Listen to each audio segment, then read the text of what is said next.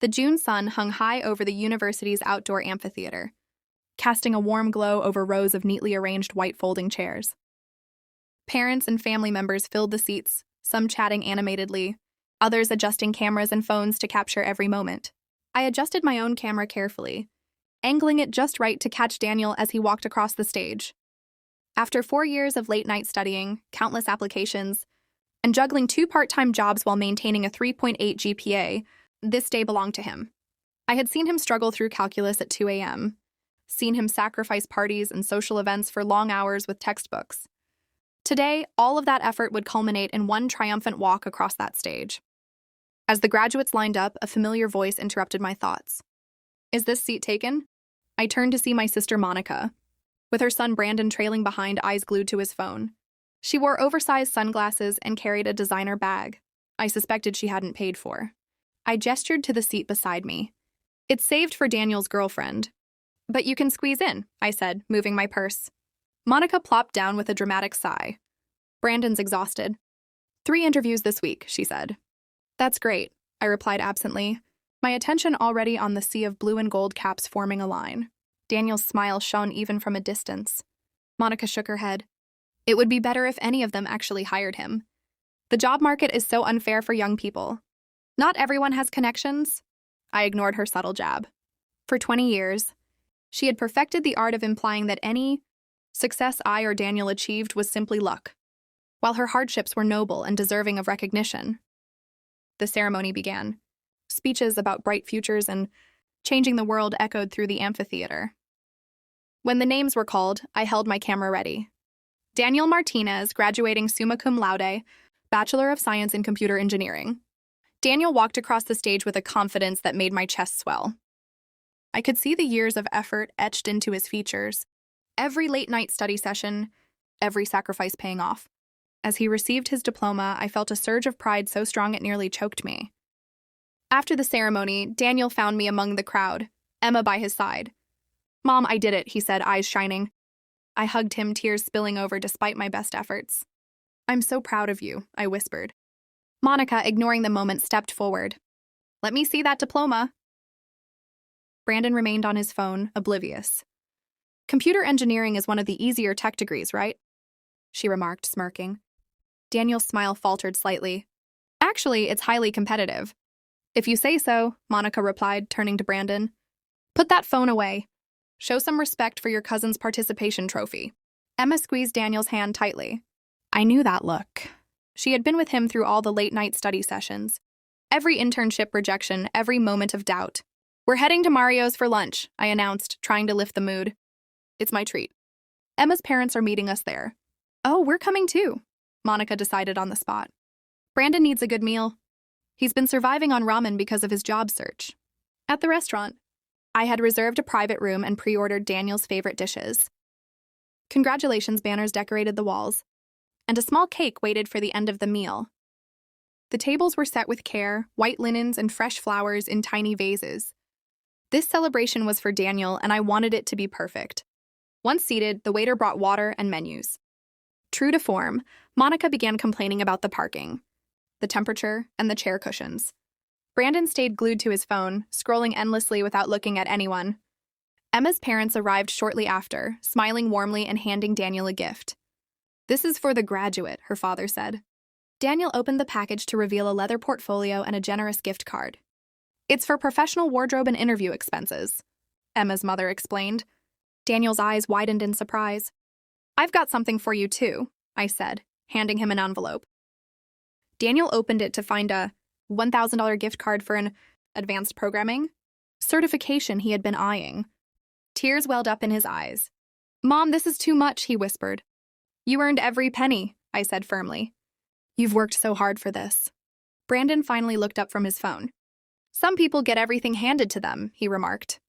"Brandon worked hard too," Monica added quickly. "Nobody gives him anything." Emma's parents exchanged uncomfortable glances. Daniel, however, had earned every scholarship, every opportunity, every moment of success himself.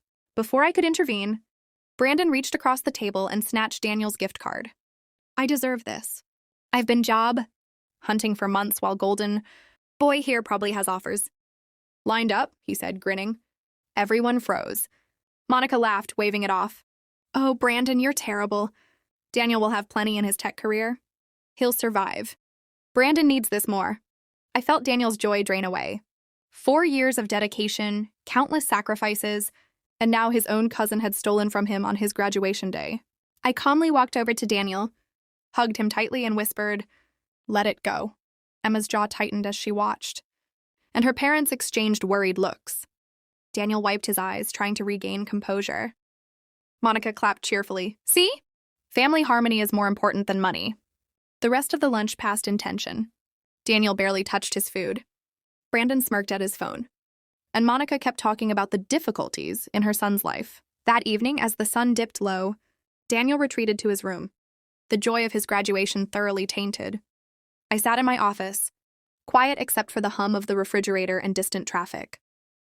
I opened an email I'd been copied on weeks ago regarding Brandon's job interview. The email brought back memories of Monica's endless complaints about Brandon's job search. She had insisted he deserved every break, claiming the market was unfair for young people, that grades didn't matter as much as connections, and that others had it easier because of luck. At the time, I had tried to help. I had made a few calls to a firm where I had professional contacts, vouching for Brandon's potential, despite knowing little about his work ethic or character. I thought I was doing a favor, extending an opportunity to someone struggling to find his way. The email confirmed the details. Brandon had been fast-tracked to the final round of interviews for a junior marketing position, an excellent role with a starting salary of $55,000, full benefits, and room for growth. I stared at the screen, thinking about Daniel's crushed expression earlier that day when Brandon had snatched the gift card. The humiliation, the confusion, the heartbreak, all of it replayed in my mind. Monica's casual laughter, her shrug as if stealing from a family member was acceptable, only added fuel to my growing sense of outrage.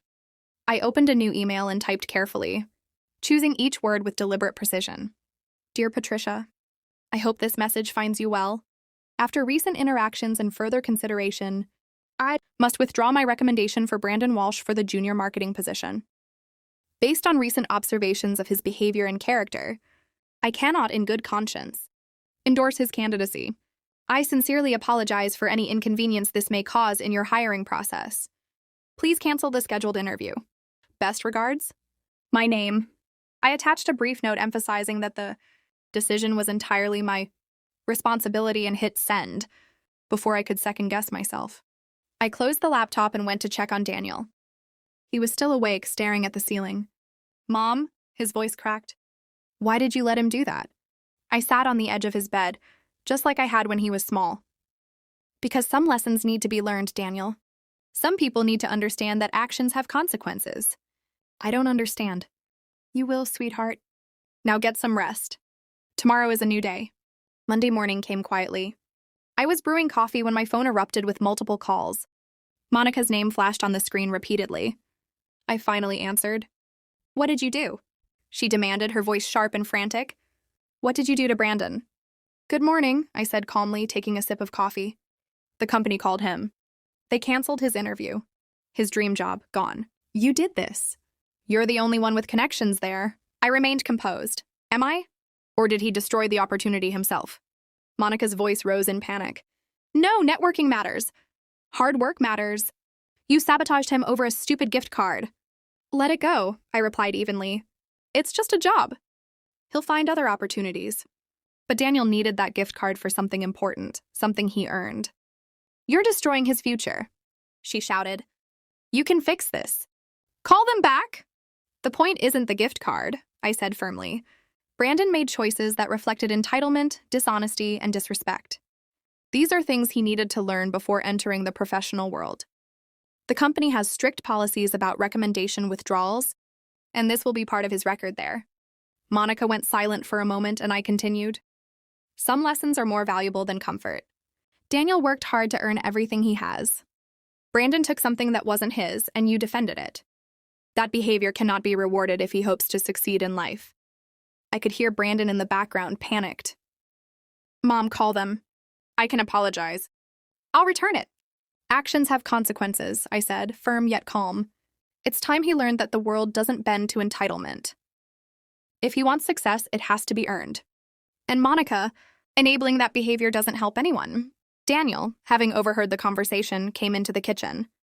"Mom, what happened?" he asked quietly. "I made a choice to protect your hard work," I explained. "I withdrew the recommendation I'd given for Brandon. He won't be working at that company now. It's a serious lesson in accountability." His eyes widened in understanding, and relief spread across his face. He hugged me tightly. "Thank you for standing up for me." "Always," he whispered. The rest of the day passed in a tense mix of family texts, calls, and messages. Monica bombarded me with messages about family loyalty, forgiveness, and how I had ruined relationships. James tried to mediate, but even he struggled to defend her position. I responded simply once. "Brandon stole from Daniel on his graduation day." Monica laughed and said, "It's just money." I let it go. Now she can let this go because it's just a job. By evening, Daniel settled into his certification course, using the gift card Emma's parents had given him. He had tried to return mine, but I refused. "Use it for books, supplies, or anything you need. It's yours." Watching him dive into the course with renewed focus, I felt a sense of pride and relief. The day's chaos and conflicts had not diminished his drive. If anything, it strengthened it. Meanwhile, Monica continued to send messages, her tone growing increasingly accusatory. "You've torn this family apart," she wrote repeatedly. I blocked her number after responding one final time. No, I stopped pretending theft and entitlement are acceptable because we share DNA. There is a difference. Through it all, I realized a vital truth. Sometimes, the lessons we wish others could learn are painful but necessary. Daniel would continue to grow, strengthened by hard-earned success and integrity. Brandon would hopefully learn accountability. And Monica would learn that enabling poor choices under the guise of family loyalty only harms the very people she claims to protect. That night, as the house settled into quiet, I reflected on the events. Celebrations could be tarnished by selfishness and entitlement, but integrity and hard work were worth every confrontation, every uncomfortable moment. Daniel's path forward would be defined by merit, determination, and perseverance, not shortcuts or stolen opportunities. And I would be there every step of the way to protect, guide, and nurture the values he deserved to carry into the future. The next morning, Daniel woke early, energized despite the previous day's chaos. He quietly set up his laptop at the kitchen table, ready to dive deeper into his certification course. The air in the house felt lighter now, as if the tension from yesterday's events had finally begun to settle. I made a cup of coffee and joined him, watching him navigate the modules with focus and determination. Emma's text popped up again. "Did you really do what I think you did?" she wrote. I replied with a single sentence, "Let it go. It's just a job." Her response came almost instantly. A string of laughing emojis followed by, "Savage, I love it." I smiled. She understood. She had been with Daniel through every struggle, every late-night coding session, every internship disappointment. She knew the importance of defending hard-earned achievements. Throughout the morning, the family group chat was active, though not in the way Monica might have hoped. James tried to mediate, posting reminders about unity and understanding. Mom scolded me for causing tension, but I remained firm. My only response to the group was brief and factual. Brandon stole from Daniel on his graduation day. Monica laughed and told us to let it go because it's just money. Now she can let this go because it's just a job. Then I muted the chat. Daniel immersed himself in his studies, navigating programming challenges and tackling new modules with intensity. I watched him feeling an overwhelming sense of pride. Years of dedication, sacrifices, and resilience were paying off, and nothing, not even family drama, could diminish his achievements. Meanwhile, Monica continued sending messages, her tone vacillating between pleading and accusatory.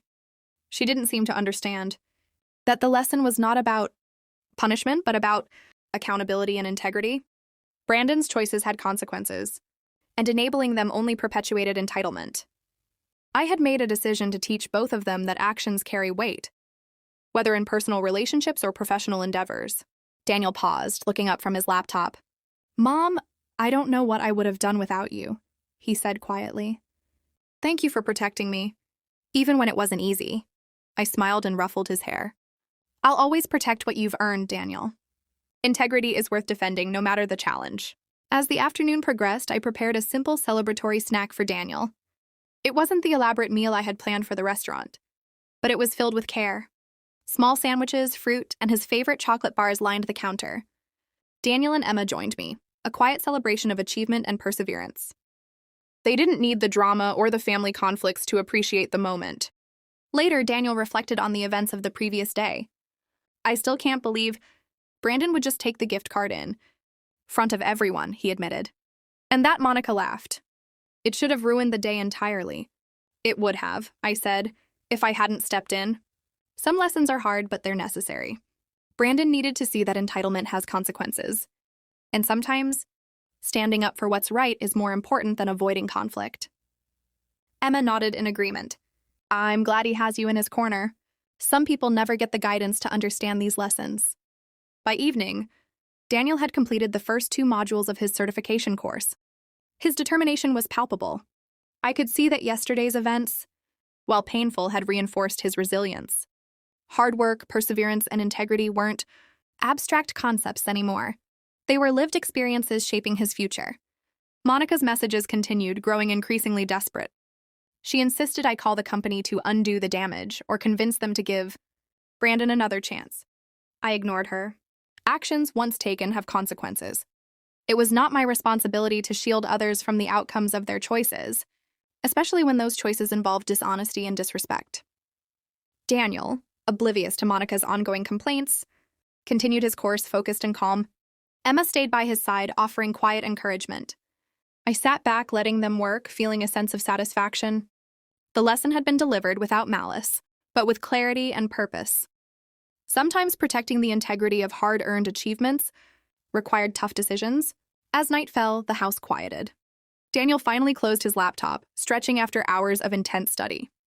He turned to me with a smile. I feel ready to face whatever comes next, knowing I've earned it myself. I hugged him tightly.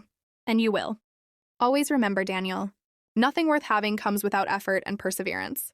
I glanced at my phone one last time. Monica's messages had slowed, but I knew she was stewing in frustration. It didn't matter. Brandon would learn eventually that the world doesn't reward entitlement, and Monica would realize that enabling bad behavior only leads to disappointment. Later, as I prepared for bed, I reflected on the day's lessons. Daniel had faced challenges, but he had also experienced triumph. Brandon had encountered consequences for poor choices, and Monica had been reminded that family loyalty doesn't excuse unethical behavior. Life was teaching all of them lessons in real time, some expensive, some uncomfortable, but all necessary. Before turning off the light, I peeked into Daniel's room. He was already asleep, the determination in his heart matched by the peacefulness of his rest. I knew that tomorrow he would wake ready to continue his studies, pursue his goals, and step confidently into the professional world he had worked so hard to earn. Sometimes lessons in life are costly.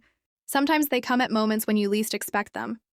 But in the end, they shape character, fortify values, and prepare us for the world beyond our immediate surroundings.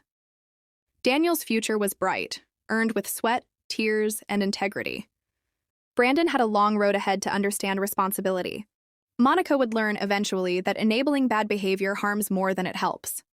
And I, as a mother, as a protector, and as someone who valued honesty above all, could finally rest, knowing I had defended what mattered most. Some victories aren't celebrated with fanfare or applause, they're recognized quietly, in the strength of character, the lessons learned, and the knowledge that integrity had been upheld. As the house settled into complete silence, I felt a sense of completion. Daniel had triumphed, not only in his academic achievements, but in the values he carried with him. And that, more than any diploma, any gift, or any accolade, was the greatest reward of all.